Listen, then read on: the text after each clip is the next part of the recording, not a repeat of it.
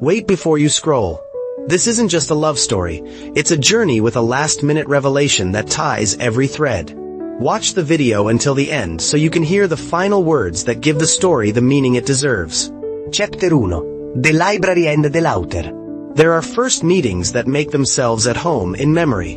On a late autumn afternoon at Pembroke College, where brick buildings keep secrets like old friends, he first saw her. Graham Whittaker walked into the library to escape the wind and found Elena Maris behind the circulation desk, sleeves rolled, hair clipped up with a pencil, eyes steady enough to mend a torn book with just a look. He was the son of a family whose name adorned a wing of the museum and half the city's winter fundraisers. She balanced 2 jobs and a scholarship, arranging her days with the precision of a musician tuning to A. He asked for an atlas. She handed him a smile that said he probably needed directions to something else. He pretended to be impervious to her wit. She pretended not to notice how he lingered. The atlas sat there, thick as destiny. Their conversation leaped across it, geography to poetry, hometowns to favorite soups. Beneath the fluorescent hum, he laughed at himself in a way he rarely did in drawing rooms. She laughed like someone who had learned to fold joy into narrow hours and let it rise. A man who has watched the years will tell you that beginnings often hide in inconveniences. A pen that won't write, a drafty door, a request for an atlas. That day, 2 lives took a step that neither fully marked then. They slipped, almost without knowing, into a cadence that would measure their days. Chapter 2. 2 Worlds, 1 Winter. Graham came from rooms where voices softened when the butler entered and where apologies were delivered by invoices. Elena came from a street where cars whispered when the mechanic was happy and laughter traveled through vents with the smell of cumin and soap. He brought her to a hockey game, a ritual in his crowd, where he explained rules more complicated than they looked. She brought him to the ice rink behind the public school, where children in mismatched mittens outskated the cold. He stumbled, a prince out of practice. She gripped his glove with the bravado of someone who had learned to make a stage of any patch of light. They walked in loops for hours, talking about careers like they were recipes. He said he'd study law. There was a plan laid out for him like a red carpet rolled down a marble stair. She said music spoke to her, but bills needed her to speak back. He liked her unvarnished truth. She liked that he didn't arrive in life with only polished doors. One night, he took her to a gala under chandeliers that threw diamonds across glassware. Eyes followed her like clocks. She refused to shrink, but he could tell how the room pressed against her. Another night, she took him to a family dinner, where a teapot stood in like an extra grandmother and everyone talked at once. He ate too much and listened to stories at a table that made room simply by pulling it closer. They fell in love the way winter sneaks in. Gradually, then all at once, layers of warmth added until the cold had fewer places to touch. When Elena played the violin at a December recital, Graham sat in the back row and heard the year explain itself. He recognized, in her bow's sweep, a courage that made his own ambitions look smaller if he didn't carry them with care. Chapter 3. The Door That Wouldn't Open. Trouble arrive swearing good intentions. Graham's father scheduled a conversation that was really a verdict delivered in the language of favors. The elder Whittaker had built empires out of forecasts and could read numbers like music. He misread Elena as an equation with too many unknowns. He spoke about legacy, about circles one does not step out of without muddying the carpet. He offered Elena a check in a polished envelope, a way to rewrite the scene as a wise detour rather than a refusal. She returned the envelope, and with it the idea that love could be purchased back into a safer column. Her voice didn't rise. It clarified. She told him she was not a test, and Graham was not a variable. The father left without slamming doors. That's the sign of money. Doors close themselves quietly. They married at a courthouse, where light fell indifferently and beautifully on everyone. Graham wore the suit his father had bought but no longer paid for. Elena wore a dress she'd hemmed herself in a borrowed mirror. Their vows were short like the truth. He was cut from the accounts by nightfall. She kissed the red mark money's absence left and called it a beginning. They found an apartment above a bakery, where morning arrived with fresh bread and relief.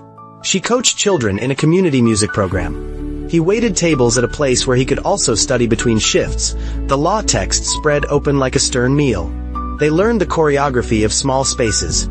How to pass each other with jokes, how to forgive burned rice, How to turn fear into a list on the fridge and tackle one item at a time. Love was not an escape from the world.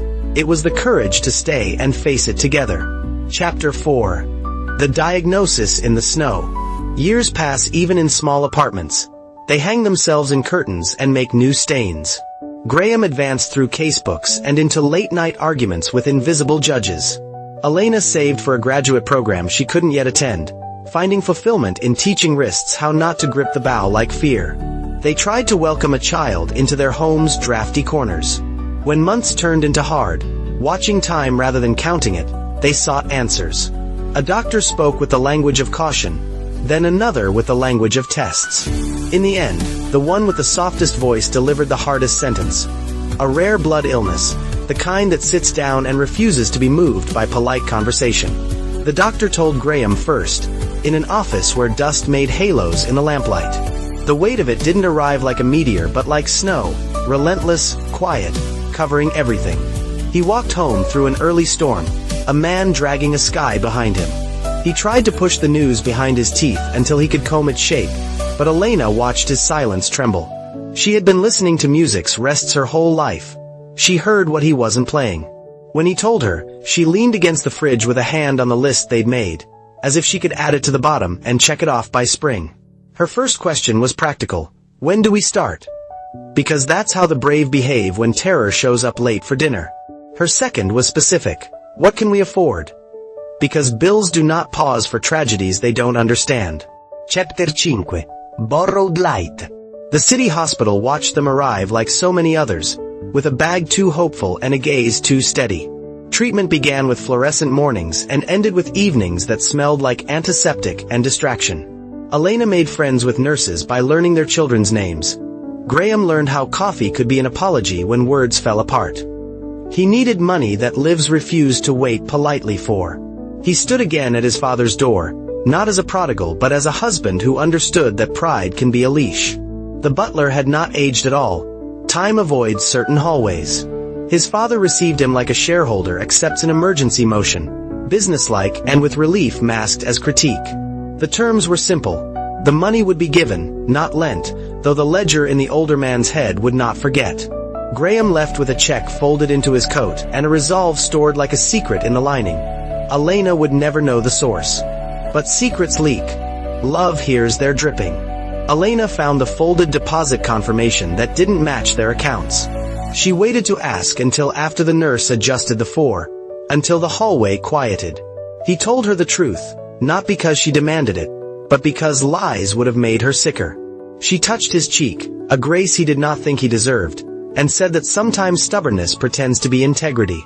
They agreed to treat the money like rain. They hadn't ordered the weather, but it had arrived and could help the harvest. In small joys they took shelter.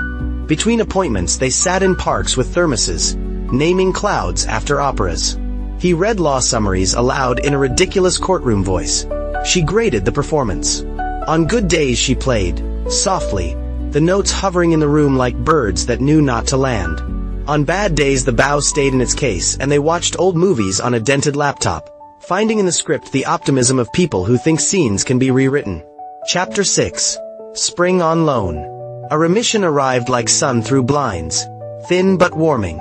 They drove to the coast in a borrowed car with a radio that only worked when aimed at the ocean. Elena wanted to teach Graham a lullaby from her grandmother's village, for a child they might never hold. He wanted to memorize it anyway, the way one studies a star map even if clouds are predicted. They ate cherries on a pier and let the gulls judge them. In a narrow chapel by the harbor, a quartet rehearsed. Elena asked if they could sit in the back for a minute. The music was more fragile than glass and yet held their weight. Graham watched her eyes close, not in denial but in arrival. He thought of the winter they had outwitted together, of the mornings when she woke before her alarm to make coffee for them both, of the smile that could make him reconsider anger and trade it for patience. Love, a man learns if he is lucky, is not an account you balance. It is whether you share. Back home, his law exams approached, and he feared the mind's betrayal by the body's exhaustion. She insisted he sit with his outlines while she slept. She had begun to measure sleep like music, in movements. Between them was an agreement that did not need to be said. They were each other's argument in favor of hope. Spring, however, is not always generous. The tests returned, not with thunder but with arithmetic that could not be rearranged. The doctors mentioned options in the careful voice people use when time has narrowed. Something in the room tilted. They walked out into a rain that turned their clothes honest, and he held her like a harbor teaches its ships. Firm, because the current is not polite. Chapter 7. What remains after the song? Her last weeks were a series of smaller rooms. Visitors came like seasons, bringing oranges, knitting, and stories they had saved for better times and decided these counted. Graham's father visited once, then again, as if he were experimenting with humility like a new instrument. In the presence of the inevitable, men make choices about who they will be after. Elena grew quieter, not because she had less to say, but because life's last answers resist being spoken. She asked Graham to bring the violin. On a day with thin sunlight, she played a simple piece with pauses that stretched like bridges across water. He realized then that silence was part of the melody all along. She stopped not at the final bar but half a beat before, as if to leave room for what comes next. She told him to finish school, to forgive himself for any fragment of this he had decided was his fault, to visit his father on Sundays without turning it into penance. She said he should keep their apartment for a while, even if the rooms echoed, because echoes teach courage. He promised, and for once the word promise did not feel like a risk but a rope. When the end arrived, it chose a calm hour. She exhaled as if setting down a bag at the end of a long trip. He held her hand until its temperature matched the room and then longer still. The nurses moved with practiced kindness, making space for grief to breathe. At some point the hallway clock coughed up a minute he would remember forever. Graham walked out into a city smoothed by rain. His father was waiting on the steps, hat in hand, a man stripped of his armor by weather. For a moment they were neither magnate nor son, just two human beings holding what had been taken from them by the same sky. The older man began an apology that melted as it formed. Graham stopped him gently. He said there was nothing to repay. There was only the task of carrying forward what had been given freely. In another life he might have taken pride in such a sentence. Now it was simply true. They stood together until the rain decided it had said enough. Years later, when this tale is told by a man who has watched a number of winters, what remains are not the hospital rooms or the checkbook shame or even the courthouse vows. What remains is the sound of Elena's bow skating across the air the first time he heard her play, and the way two people made a home out of a small apartment and a huge intention. The rest of us do well to learn. Love does not keep score, it keeps vigil.